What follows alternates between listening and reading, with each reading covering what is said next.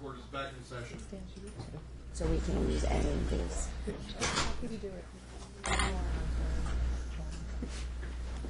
Back on the record on Dziedzic. Dziedzic. All right, court understands there was no settlement reached. Mr. Sachs, I'm addressing you at this time. As you informed the court, you're pro bono. I'm not granting the motion to continue. Do you want to make an oral motion to withdraw at this time? Well, if I made a motion to withdraw, and if you granted it, it would have to be a continuance. So why don't we just continue it and give me a chance? I'm not continuing this case. Then I will move to withdraw. You will move to withdraw?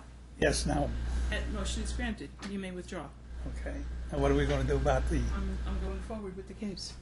or without an attorney? Yes. That's putting me in a terrible position, Judge. I mean, she can't proceed without an attorney, obviously. Counsel, it's not putting you in a bad position. It's putting your client where she has put herself by not preparing for her case with the diligence she should have. She knew this was on trial, I think in, what was it, May? And her attorney filed a motion to withdraw. She knew it was continued to June, and then when I got it, I continued it to July. So this trial was not a surprise to her at any step of the way. We understand that, Judge. The only thing was, again, she's impecunious. He has not paid child support. Objection, Your Honor. He has not paid child. We're not on trial here. It's just argument, Ms. Vaccarino. He has not, and she has had no money to get a babysitter, even to look for a job. So, you know, she was placed in that position by him. He was employed, made a lot of money while he was employed, has not paid her one single penny of child support, although he was ordered to do so by this court. And so she went out to try to get an attorney. Without money, it's very difficult to get an attorney. I'm not continuing the case. I think that people come in here representing themselves all the time. 61%, those are the statistics, which have been fairly consistent since 2008. 61% of the litigants in this courthouse represent themselves. We have a self-help center downstairs for people to obtain forms. Forms are available on the internet and at our Clark County website. There are plenty of resources. We have an Ask a Lawyer program. We have a pro bono program through the Legal Aid Society. We have all kinds of resources available. And I do not accept the fact that suddenly she is surprised that she had a trial. I mean, the allegations, you know, I'll tell you something. If she had cooperated, the allegations in the pretrial, in defendant's pretrial, are serious. That she did not cooperate during the discovery phase. She did not sign off on releases. She just didn't cooperate. Well, I mean, given her lack of cooperation, she's not getting a free pass today. I'm not letting it happen. now, Judge, you're hearing those allegations from someplace, not from my client. Because My she didn't client file her pretrial. No, that's true. But she did sign a HIPAA release. Irrespective of what the other side said, she did sign a HIPAA release. Her former attorney hasn't. He has done nothing. That's why he got off the case. He claimed lack of communication. The fact of the matter is, he did nothing. He didn't even make the prepare the order. As a matter of fact, Ms. Vaccarino had to prepare the order that was signed by Judge Giuliani.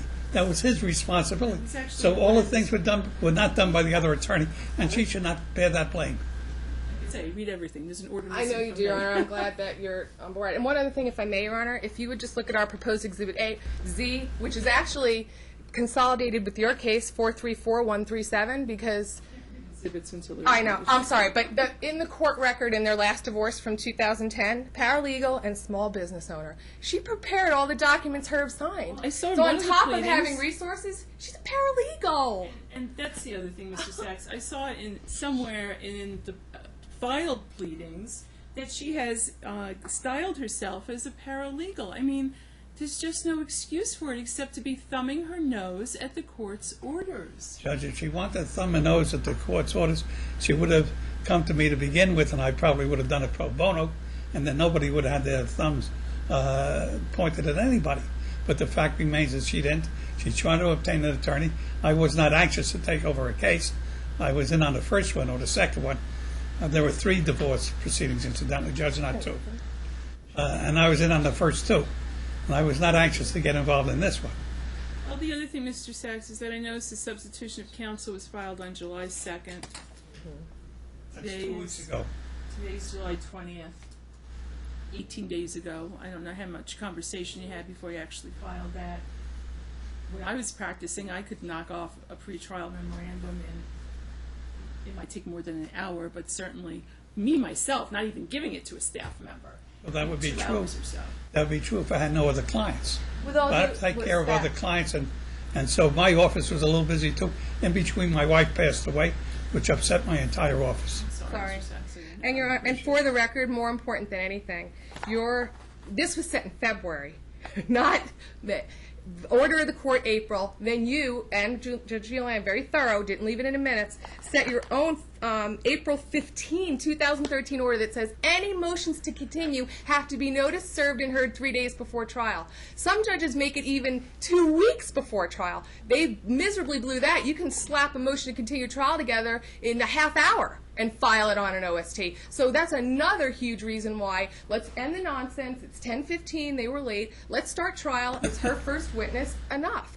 You have to get through custody today. Financial, who cares? You'll decide who's supposed to owe who what. And Judge Giuliani was waiting for her to update her FDF and get some financial disclosures. I subpoenaed records for that because she wouldn't produce, but I don't have her new banks. But she has tons of money going in and out of accounts. Judge, if she had tons of money, I would not be standing here pro bono. Well, she's not telling you the truth, Herb. You know, I'll tell you something, Mr. Sachs.